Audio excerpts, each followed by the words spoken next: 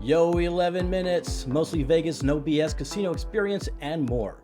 Michael Traeger is a casino and travel loyalty expert who also helps people turn their travel dreams into reality. And now, Michael Traeger. How's it going, Michael?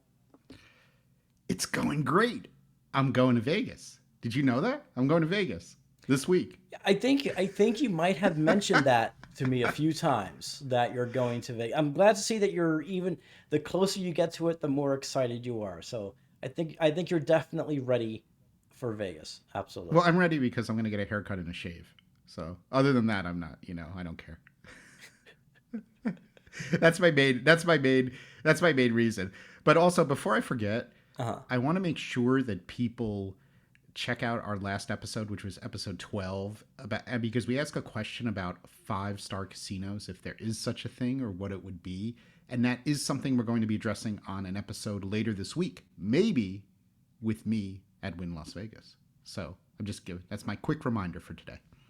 Sounds awesome. So basically, that haircut and that shave is kind of a renovation in a way, right? A self renovation of like your facial area, maybe. It is a self reno. I feel that I need to be renovated, and I go to Vegas to be renovated.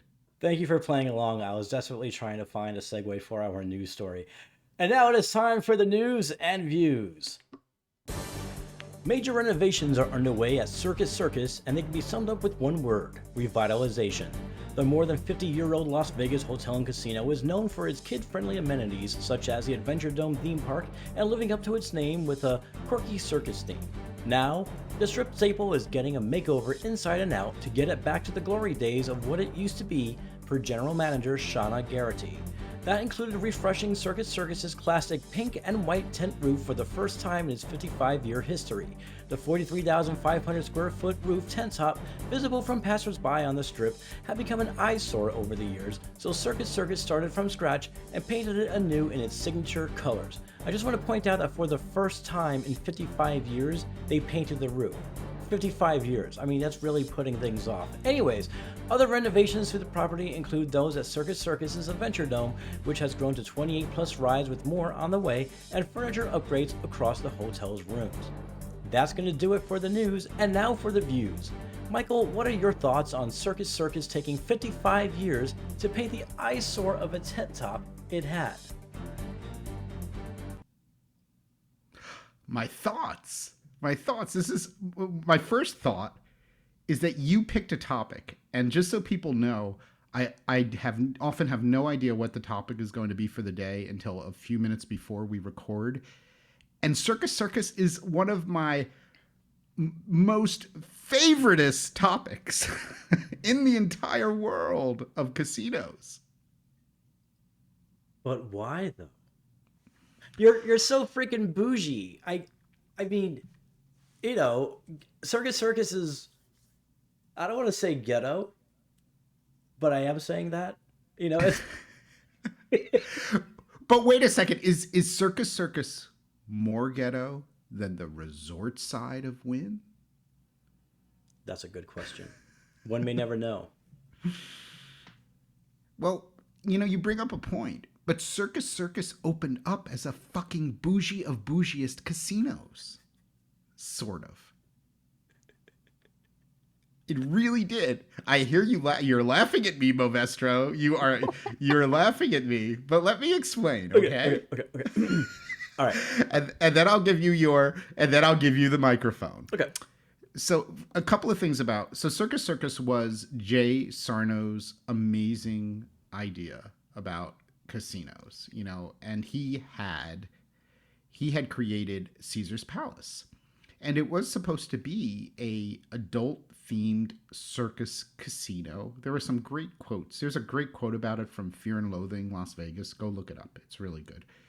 Anyway, when they first opened, they didn't have a hotel, and you actually had to slide down a slide to get into the casino. Most people, which I think is like a super cool idea to do it. They stopped that shortly thereafter because people were leaving like glassware and drinks down there, and you would slide down and then like get shards of glass. Not cool, at least as the story goes. The other thing is that Circus Circus was featured in a James Bond movie called Diamonds Are Forever, and there's actually a cameo of Jay Sarno in that movie, and which is really really cool. But it was supposed to be like a it was just supposed to be a cool concept for a casino, and it actually was sort of fancy and bougie, even though it was a circus. And also, one of the things that really hurt it is it did not open up with a hotel when it first opened. But unfortunately, things really didn't take off for Circus Circus, and it never really caught on. And the casino property was eventually then leased to. Well, I don't know if it was leased or it was purchased. Yeah, I think it was leased to. It was leased to William Bennett and William Pennington, and Bennett would go on to like create like the whole like Mirage kind of before it became MGM Mirage. He's the one who did Luxor. He's the one who did Excalibur. That's why Excalibur is so like the idea of Circus Circus. But he came in and he decided to make Circus Circus a non-bougie casino on purpose. He wanted that casino to be for the everyday person. And they did a number of things at Circus Circus which would attract people. One was they had a super low room rate, and they guaranteed that they would never sell out. They did that by they would allow people to book rooms, and they would put them at other places even if they did sell out. And they had all kinds of incentives and things for families and for like just the average, what he would say like the average working stiff to come. And one of the most symbolic things they did when they took over this casino is they took an axe to the big baccarat tables to basically prove that Circus Circus was no longer a really cool bougie casino, but it was a casino for like the average guy or gal. You love baccarat. I do. Yet you're happy about this place that took an axe to baccarat tables. I'm just trying to understand, like, did you get stuck at Circus Circus, like trapped in a room for 3 weeks, and you got that weird syndrome that happens when you're held captive and you start to sympathize with your captive? I forget what it's called. But anyway, like, I'm just trying to, I still can't, okay, it's got a nice history. I get it. Vegas history is great stuff. Great stuff. Fine. I'll give you that. What about it today that you do you absolutely love? Do you love it so much that on your current trip to Vegas that's coming up tomorrow, that you have plans to book a stay at said Circus Circus? Actually, one of the things on my bucket list, if I did have a bucket list, would be to stay at Circus Circus in the suite that Jay Sarno built. That is a duplex suite, which is still there and is an amazing suite. There's an amazing duplex suite. But you know what? I actually am going to stop by Circus Circus because I'm down on that end of the strip. I love the place. I have lots of pictures. There are tons of details that are like Sarno details, and some of those details are similar to details of the original Caesar's Palace, Las Vegas.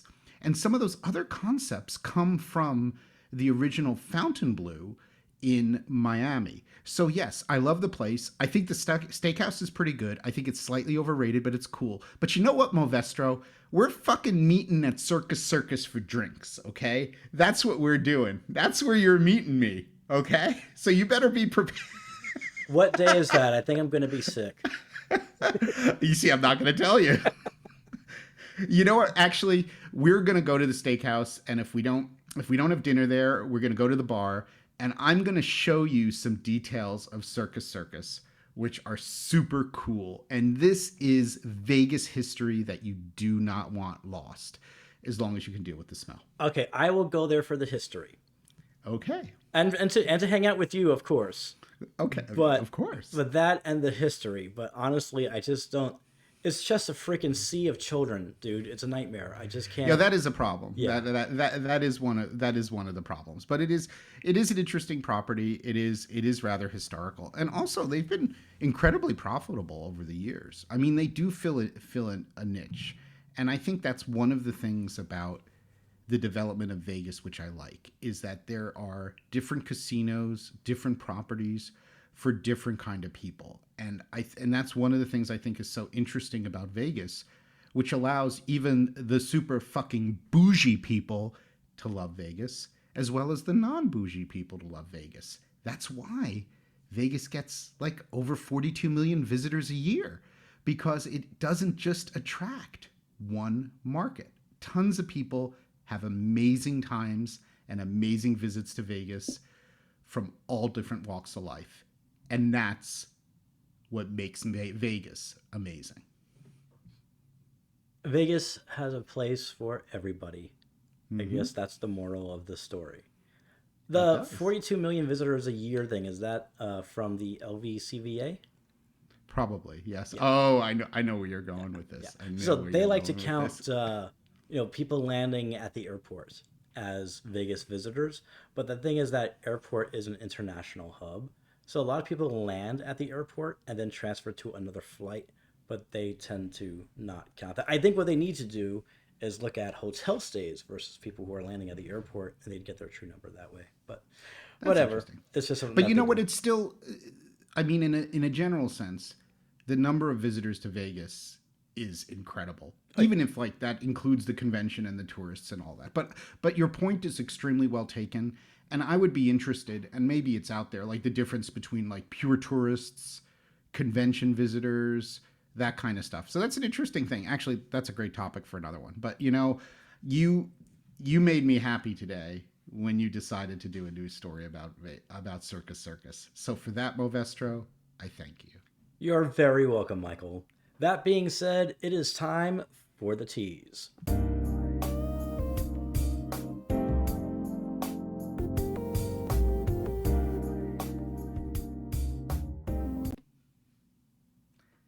So today's tease is a really simple one, and is something that we'll have to revisit probably on another episode or many episodes.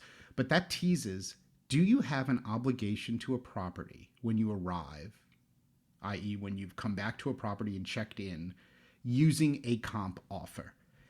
And obviously, when you get offers, especially marketing offers from properties, and we're focusing on marketing offers, we talk about, those offers are based on your prior play. So basically, you've played, you've lost, you've won, you've done whatever, and the casino's saying, come back, we want you to return.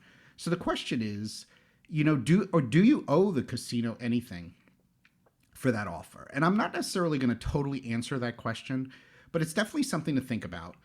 I can, not totally answering it, I will tell you that my opinion is that you have earned the offer, and what you do with the offer is your choice. Now, of course, logically, you would like to continue to receive offers from the casino. So if you don't play up to the level you used to play or play much at all, you're probably not going to get offers. Or worse, the casino could really not like you at all and restrict you from marketing offers to begin with. So that's something interesting to think about, and I think you should think about. We do have an article at TravelZork called "The Big Play Casino Gambling Day" of how you should approach a new property to get the best offers. That's a great topic. If people want to talk more about that, that literally could be a full 11 minutes. But anyway, I think if you get an offer, you've earned that offer. I do think that you shouldn't be a pig. You should be reasonable, and you should be playing at a property when you come back with on an offer. I also think that you should be disciplined about that. You should keep track of things. You should have loss limits. Maybe not obsessively, but you should do a little bit better than you've been doing before at tracking things. And also realize that if you did follow the advice in the big play casino gambling day, you might not be able to play at that exact same level. But that's okay. I mean, that's fine. So what do you think, Movestro? If you get a casino offer, what do you think? It's like you don't have to do anything. It's cool. It's a gift, or like how do you relate to that really quickly? A lot of debate about this. The way I see it, if I got a casino offer, it was because of my previous play. So I earned it and it is mine. Now, a lot of people also say you also want to make sure that, you're putting a lot of money into the machines, or you're gambling a lot to sort of, for your average daily theoretical. And that has a lot to do with the points that you earn. And so that, if you want to keep getting offers, you have to do that. But that's also known as chasing comps. And so I don't really like to be locked into one property. I don't mind going across, a portfolio of properties like MGM side or Caesars side. Is it still Caesars? It's still Caesars, right? Yeah, Caesar's Rewards. Okay. So I don't like that. I mean, when I was visiting, I wanted to go to as many places as possible. It doesn't matter who owned it. Like I wanted to go everywhere and do all the things. So the idea of like having to be locked into the Flamingo and play video poker and slots in just one place, it's kind of like a staycation at one resort, and I'm not about that. I'm just like, hey, I earned something. I'm gonna make full use of it. Thank you for that.